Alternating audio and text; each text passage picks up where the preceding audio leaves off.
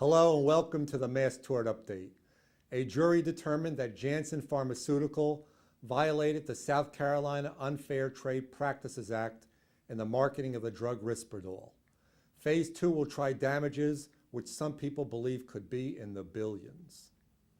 And bedbugs were denied mass tort status in New York. A New York State judge tossed a Fox News worker's premises case over a bedbug bite she got while at the office. No more cases like that. The DePuy hip implant cases were sent by the New Jersey Supreme Court to Judge Martinotti in Bergen County for central case management. And J.P. Morgan and Company agreed to pay $56 million to approximately 6,000 active duty military members who were overcharged on their mortgages and for other violations. A Florida state judge allowed a class action to proceed claiming Whole Foods sold organic frozen vegetables harvested by prisoners in a polluted area of China. Doesn't sound so wholesome to me. And another blow to third-party payer claims. A Minnesota federal judge dismissed most of the third-party payer class action seeking reimbursement for the costs of replacing faulty pacemaker defibrillator claims against Medtronic as preempted by federal law.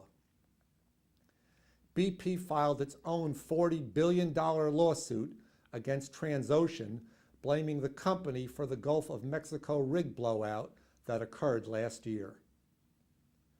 New Jersey's highest court refused to hear an appeal from ExxonMobil Corporation, which sought to reverse a $7 million verdict in favor of a woman who said she developed mesothelioma from her husband's clothing.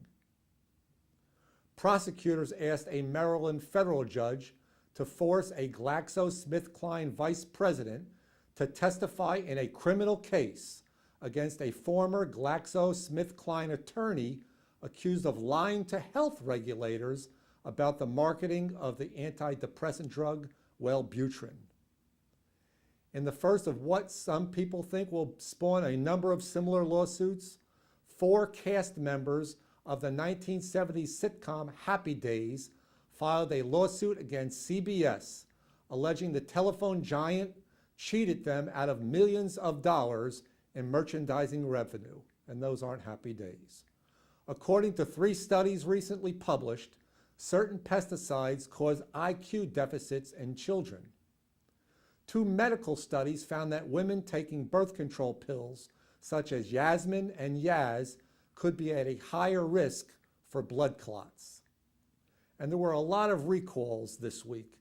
Disney tricycles were recalled over laceration hazards.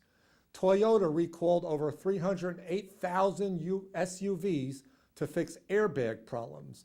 It also recalled 51,000 trucks to fix driver shaft problems. The FDA issued warnings to manufacturers of hand sanitizing products for making unsupported claims about the bacteria-fighting benefits of their products. Oh well, I guess I go back to water. And the FDA announced a recall of more than 7 million candles over fire-prone candle holders under a product known as Chesapeake Bay Candle and Modern Light brand names.